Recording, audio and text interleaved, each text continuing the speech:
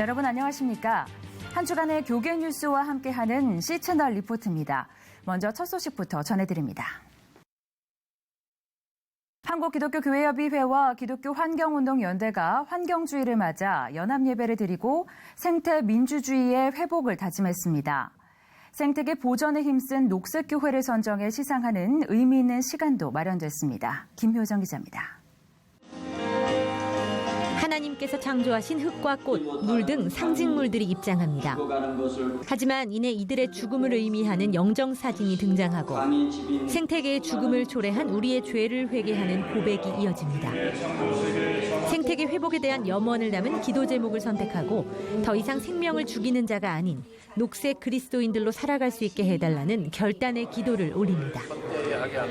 한국기독교교회협의회와 기독교환경운동연대의 주최로 열린 환경주일 연합예배는 치유와 회복, 창조세계에 주신 은총이란 주제로 드려졌습니다. NCCK 생명윤리위원회 위원장 김기석 신부는 설교를 통해 생태민주주의 회복의 필요성을 강조했습니다.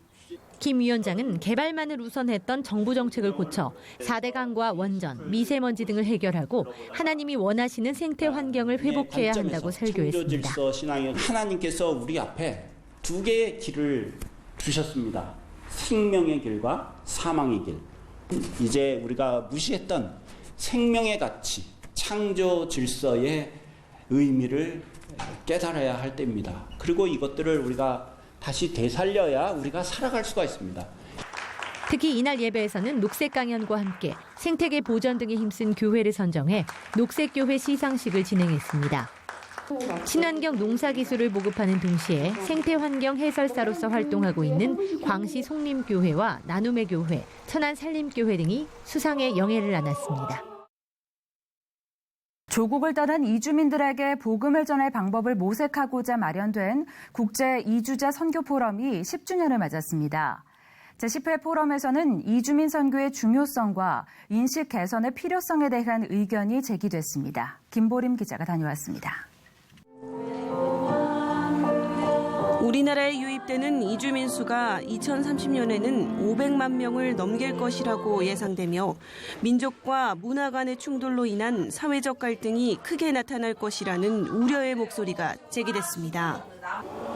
제10회 국제 이주자 선교 포럼에 참석한 이주민 선교사들은 심화된 이민 사회의 진행은 결코 한국에 국한된 것이 아니라는 것에 공감했습니다. 박찬식 소장은 앞으로의 10년 동안 한국 내 이주민 선교는 세계 선교 사역 차원에서 반드시 다뤄야 할 안건이라고 강조했습니다. 이주민 사역이 국내 이주민 사역을 보지 마시고 세계 선교의 중요한 아젠다로 좀 받아들이고. 또 박 소장은 한국 교회에서는 이주민 선교 사역은 특수 사역이 아닌 보편적 사역으로 인식돼야 한다는 목소리를 높였습니다. 주제 발제를 진행한 이준성 교수 역시 이주민 사역의 바른 인식 개선에 대해 강조했습니다. 그렇지만 아직 미국 LA에 몰리는 모슬렘 선교에 대해서 교회는 깨어져 있지 않습니다. 왜냐, 선교는 뭐라고요? 멀리 가는 것이기 때문에. 하도 우리가 안 가니까 하나님이 보내주시는 것 같아요. 이 교수는 이주민 선교야말로 가장 가까운 곳에서 이루어지고 있는 선교라고 전했습니다. 또 앞으로 500만을 훌쩍 넘길 이주민 수의 증가는 우리가 복음을 전할 대상이 증가한다는 것을 의미한다고 조언했습니다. 수감자 자녀를 위한 아동 친화적 가족 접견실이 국내 최초로 여주 교도소에 생겼습니다. 그 배경에는 수감자 자녀들에게 부모의 따뜻한 품을 돌려주기 위한 꾸준한 노력과 기도가 있었습니다. 계속해서 김보림 기자입니다. 딱딱했던 잿빛 공간이 따뜻하고 가족적인 공간으로 탈바꿈했습니다. 동화책과 인형 등의 소품은 아이들을 위한 공간의 안성맞춤입니다. 수감자 자녀와 부모가 집과 같은 공간 속에서 지속적으로 만남을 가질 수 있게 하기 위한 간절한 기도가 이루어진 것입니다. 성경에서는 이제 갇힌 자, 또 가장 작은 자에 대한 기독교인들의 사랑을 이야기하고 있어서 특히 가장 작은 자는 세움에서는 부모의 수감으로 아무 죄도 없는 제2의 피해자라고 불리우는 아동들, 가족 접견실에서 많은 아이들이 또 그 부모와 만나고 또 이야기를 나눌 수 있고, 세움과 법무부의 첫 번째 협업인 여주교도소 가족접견실은 법무부에서 진행될 리모델링 확대 사업의 매뉴얼로 제작됐습니다. 여주교도소가 처음으로 사업에 동참함으로써 전국의 교정시설로도 확대될 수 있는 가능성이 열린 셈입니다. 여주교도소 신동윤 소장은 수용자들의 가족유대 강화는 재범 방지와 수감자 인성교육 등에 효과적이라고 전했습니다. 저희가 이제 수용자 교정교화를 위해서 여러 가지 활동을 하는데 가족들이 주는 힘, 이게 굉장히 큽니다. 그래서 가족들의 유대를 강화시키기 위해서 가족접견실을 적극 활용을 하면 저희가 여러 가지 하고 있는 교정교화 활동에도 많은 도움이 될 것으로 예상이 됩니다. 따뜻하고 가족 친화적인 가족 접견실을 통해 부모와 자식 간의 소통이 강화되고 지속적인 만남을 통해 관계의 회복이 있기를 기도합니다. 인천지방법원의 한 판사가 군대 내 동성애를 금지하는 군형법 92조 6의 위헌 심판을 요청해 논란이 되고 있습니다. 이 법이 폐지되면 군대 안에서의 무분별한 남성 간 성행위를 막을 수 있는 근거를 잃게 됩니다. 김효정 기자입니다. 지난 5월 점심시간 영내 장교용 독신자 숙소에서 동성 간 성행위를 벌이다 적발된 A 대위에게 육군본부 보통군사법원은 징역 6월에 집행유예 1년을 선고했습니다. 이에 앞서 4월에는 인천지방법원 이모 판사가 헌법재판소에 처벌의 근거가 된 군형법 조항이 위헌이라며 심판을 제청했습니다. 군인 간 합의된 성행위를 금지하는 것은 개인의 성적 자기 결정권을 침해한다는 이유입니다. 군형법 제92조 6은 학문성교나 그 밖에 추행을 한 사람은 2년 이하의 징역에 처한다는 내용을 담고 있으며 군대 내 동성 간 합의된 성행위를 금지하는 유일한 조항으로 여겨집니다. 울타리가 되어주는 학부모 모임 등 시민단체들은 아무리 합의된 성행위일지라도 부대 안에서 이뤄진 것이 문제라고 지적합니다. 복무기간 성적 욕구를 참아가며 국가를 위해 헌신하는 이성애자 군인들은 동성 간의 성행위를 직간접적으로 목격하고 불편을 호소하고 있다는 것입니다. 또 이 법이 없어지면 사병들과 함께 생활하는 부대 안에서 합의하에 학문 성교를 자유롭게 할 수 있게 된다며 소수 군인의 성적 만족을 보장한다는 이유로 다수 군인의 안전과 국가 안보, 자녀를 군대에 보낸 가족의 인권을 짓밟아서는 안 된다고 호소했습니다. 헌법재판소나 대법원에서 분명히 판단하고 있습니다. 군형법 92조 6은 군대라는 공동체 세실 내에서 생활하는 사람들의 군기와 질서 유지를 위해서 이 법에 존재한다고 그렇게 이야기하고 있는 겁니다. 헌재 합헌 결정이 내려진 지 1년도 채 되지 않아 다시 동일법의 위헌 여부를 논하는 것은 헌재의 위상을 스스로 인정하지 않는 셈이라고 주장하며 사회의 건전한 성의식 제고를 위해서도 관련 법을 존속시켜야 한다고 덧붙였습니다. 이들은 이모 판사의 해명을 요청한 상태며 향후 이 판사가 헌법재판소의 위헌 제청을 철회할 때까지 1인 시위를 계속해 나갈 예정이라고 밝혔습니다. 이어서 그 밖의 교계 소식 전해드립니다. 춘천 한마음교회가 전국 목회자를 대상으로 제6회 부활복음 전국 목회자 세미나를 개최했습니다. 이날 세미나에서는 춘천 한마음교회 김성로 목사가 강사로 나서 부활복음의 부흥에 대한 강연을 진행했습니다. 김 목사는 참된 부활신앙은 살아계신 예수 그리스도와 동행하는 것이며 성령의 역사로 반드시 성도의 변화와 부흥이 일어난다고 말했습니다. 유나이티드 문화재단과 C채널 방송이 한국 문화를 세계에 소개하고 건강한 기독교 문화 전파를 위한 협력을 체결했습니다. 앞으로 2기간은 복음 전파를 위한 음악회와 세미나 등을 개발하고 기획하는 등 문화 콘텐츠 교류를 강화할 예정입니다. 비즈니스를 통해 복음을 전하며 선교적 기업을 모색하는 컨퍼런스가 개최됩니다.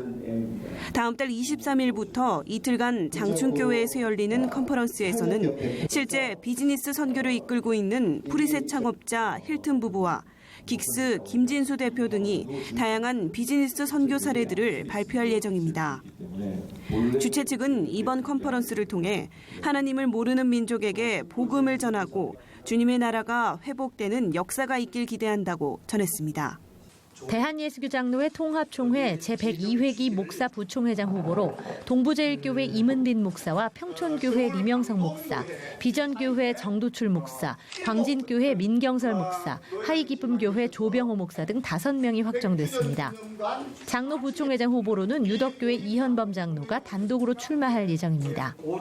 총회 선거관리위원회는 오는 7월 13일 후보 등록을 시작으로 9월 선거까지 총 7번의 소견 발표를 진행할 것이며 일정은 추후 통보할 예정이라고 밝혔습니다.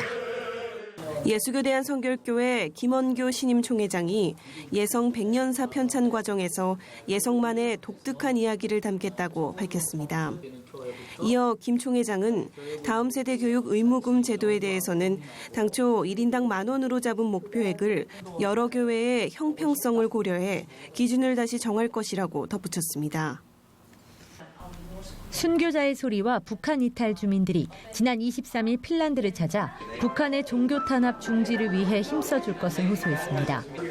방문단은 핀란드 국회의원들을 만나 핀란드의 기독교인들이 정부와 협력해 시행하는 북한에 대한 인도적 지원은 북한 주민들에게 실질적으로 도움이 되지 않는다며 이 돈이 오히려 북한의 기독교인들을 핍박하는 데 사용된다고 주장했습니다. 이들은 또 전 세계의 기독교인들은 북한 강제수용소에 갇혀 있는 3만 명 이상의 북한 지하교인을 풀어주고 종교의 자유를 주도록 힘써야 한다고 강조했습니다. 동성애 저지 운동을 펼치고 있는 존스 박사와 윌리엄스 변호사 등은 한국이 동성애 합법화를 막지 못한다면 트랜스젠더 합법화와 맞닥뜨리게 될 것이라고 말했습니다. 서울 글로벌 컨벤션 강연에 참석하기 위해 방한한 강사진들은 이미 동성혼이 제정된 나라에서는 원하는 성별까지도 바꿀 수 있는 교육을 실시하고 있다고 우려를 표했습니다. 세계적인 복음주의 신학자 존 파이퍼가 처음으로 한국을 찾았습니다. 온누리 교회에서 열린 디자이어링 갓 컨퍼런스의 발제자로 나선 존 파이퍼 목사는 복음의 본질을 주제로 강력한 메시지를 전했습니다. 서울 종로구 인사동에 위치한 숭동교회가 대한예수교장로회 합동총회 한국기독교 역사사적지 1호 교회로 지정됐습니다. 구한말 복음 전도와 근대 교육에 힘썼고 일제시대에는 일제의 압박에 굴하지 않고 민족운동에도 앞장선 역사적 가치를 인정받았습니다. 한국기독교교회협의회가 성령 강림절을 맞아 한국교회를 진단하고 반성하는 문서를 발표했습니다. 교회의 공공성을 훼손하고 기득권을 당연히 한 죄 등 12가지 과오에 대한 회개와 성찰이 담겼습니다. 서울시가 오는 7월 15일 서울광장 사용을 신청한 퀴어 문화축제 조직위원회 측에 논란이 지속되고 있다며 광장 사용 여부에 대한 답변을 보류했습니다. 서울시는 오는 6일 있을 열린광장 운영시민위원회의 의견 수렴 후 사용 여부를 결정하겠다고 통보했습니다.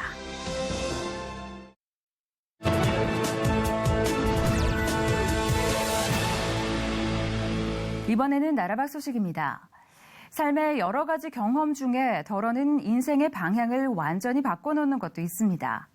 대만으로 여행 갔다가 그곳의 복음화를 위해 헌신하게 된 부부가 있는데요. 대만에서 전해온 소식입니다. Near the Yangtze River, it's a small island nation, enriched by unique culture and people. Empire's treasures and tradition make Taiwan an attractive tourist spot. Buddhism and Taoism are the major religions of Taiwan. Many millennials believe those gods can provide them with inner peace and guaranteed success at work and home. Most of the people go to temple, they look for good luck and fortune. Temples in Taiwan are full of magical charms, fascinating designs, and traditional symbols. Churches are hard to be found in the northeast region of the island, and Christianity is nearly non-existent. Of Taiwan's 23 million people, 6% are Christians, more than 28% follow Buddhism, less than 3% claim no religion at all. Let's have a mini prayer. These American Christians are on the move. Their mission? introducing the Taiwanese to Christ. Richard Roberts and his wife Jessie moved to Taiwan from America's Georgia. During their first trip in 2004, they found out that some people had never heard of Jesus. They don't have a lot of information on Christ and how Christ is that Savior and can be their salvation. Then, after some research, they made a big decision: planting churches for Jesus. And share the gospel in a home setting, in a school setting, in a library setting, or whatever kind of setting they can find in a park or wherever, to just share the gospel, let people see Jesus in them. Roberts familiarized himself with the local people, telling them about Jesus. He and a team of American Christians traveled from one place to another to recruit more helpers. They can teach English, they can share the gospel, they can share their faith, they can become good friends with some of the local kids and teenagers there. And then, of course, our hope is that when that friendship is built, that they would start bringing them to the churches that we are also planting at the same time. Richard Stoddard is excited to serve Jesus in Taiwan. I just felt like I was so happy and grateful to my parents that they moved us here to become missionaries, because I felt like, I got to wake up, every day and anticipate like different things that God was doing in our lives. Gradually, younger Taiwanese are experiencing church. For many of them, Jesus only belongs to the West.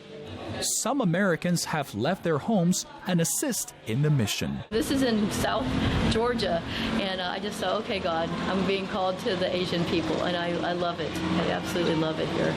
I love the culture. I love the people. Lisa and her team often play games and share food with the kids. The children always have a great time.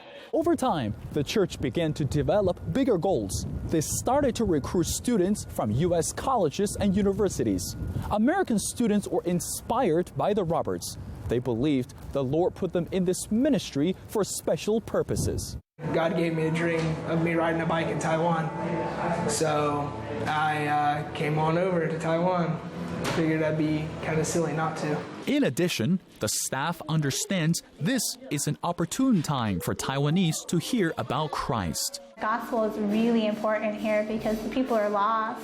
They might do kind acts because they think that's going to get them into heaven, but without Jesus and proclaiming that he's their Savior, it's not going to do them any good. So it's just really hurtful to see people trying to be good, thinking they're going to get to heaven, but in the end, they may not. Nothing can replace their faith in the Lord and dedication to the ministry. In the long run, besides their hard work and dedication, Roberts and the team believe prayer will change lives of millions in Taiwan. Mengfei Li, CBN News. 세계적인 극작가 셰익스피어의 작품 햄릿은 우리에게도 익히 잘 알려져 있는데요. 이번에 뮤지컬 햄릿이 10주년을 맞아 한국에 찾아왔습니다. 풍성한 스토리와 배우들의 화려한 무대로 꽉 채워진 뮤지컬 햄릿. 지금부터 제가 소개해드리겠습니다. 영국 출신의 세계적인 극작가 셰익스피어의 4대 비극 중 하나인 햄릿이 2017년 뮤지컬로 무대 위에 올랐습니다. 바로 지난주죠. 뮤지컬 햄릿이 무대 위에서 관객들을 만나기 시작했는데요. 햄릿은 그래미상과 골든디스크상 등 수많은 음악상을 수상한 체코의 국민 아티스트 야넥 레데츠키가 뮤지컬로 제작한 작품입니다. 안녕하세요. To write that musical, I've got to say it was quite easy for me because William Shakespeare is a great leader, and on my way to Korea, I met another great leader, Mr. Robert Johnson, who made me to restruct the whole original story, and so far this is what you can see here and what came to Korea 10 years ago. 햄릿은 초연부터 엄청난 호응을 일으키며 최고의 롱런 히트 작품이라는 수식어를 얻으며 꾸준히 공연된 바 있는데요. 지난 2007년 국내 초연 당시 유럽 뮤지컬의 흥행을 이끈 작품이라는 호평을 받은 바 있습니다. So many people hear the word Shakespeare and they get a little nervous. They think, oh, I can't understand that. I don't know. I think if anyone has actually seen his plays done well or experienced them, they'll know that that's completely not true. Because, you know, it's all about humanity. 아버지가 죽은 뒤 어머니인 거투르트 왕비가 숙부인 클라우디우스와 결혼을 하자 크게 상심한 햄릿은 복수를 향한 열망과 원망, 내면의 갈등으로 괴로워하는데요. 햄릿은 셰익스피어의 대표작인 만큼 시간과 공간, 장르를 넘어 수없이 재창조되며 다양한 이름으로 관객들을 만나왔죠. 특히 이번 뮤지컬은 원작이 갖고 있는 깊이와 젊은 감각을 동시에 담았다는 평을 받고 있습니다.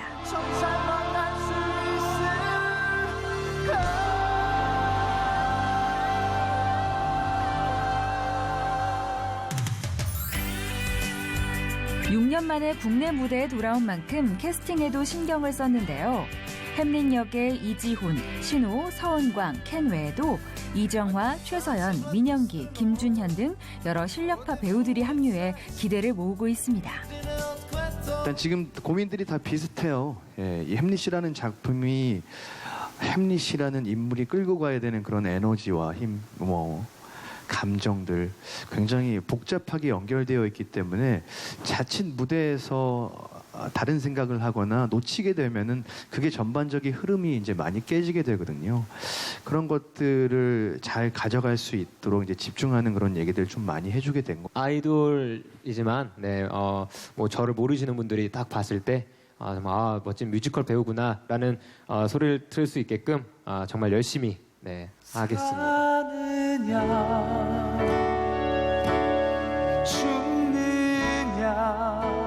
사느냐 죽느냐 그것이 문제로다.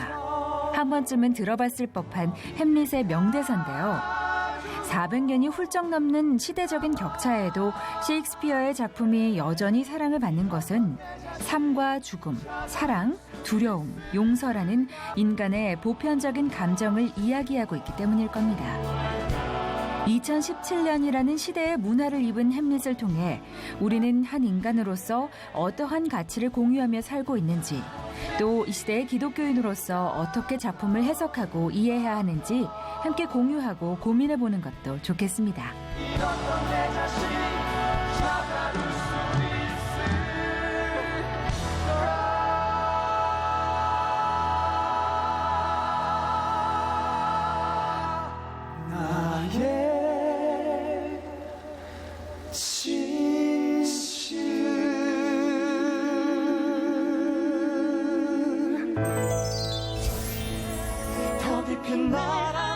무대를 가득 채우는 감각적인 음악과 안무에도 주목해 보시면서 오는 7월 23일까지 디큐브 아트센터에서 만나보세요. 서울 메트로와 서울철도공사가 23년 만에 서울교통공사라는 이름으로 재탄생했습니다. 그동안 지하철 문제가 끊이지 않았던 만큼 공사는 안전을 최우선순위로 둔다고 하는데요. 시민들이 더욱 안전하게 이용할 수 있는 지하철을 기대해 봅니다. 오늘 순서는 여기까지입니다. 저는 다음 시간에 인사드리겠습니다. 시청해주신 여러분 고맙습니다.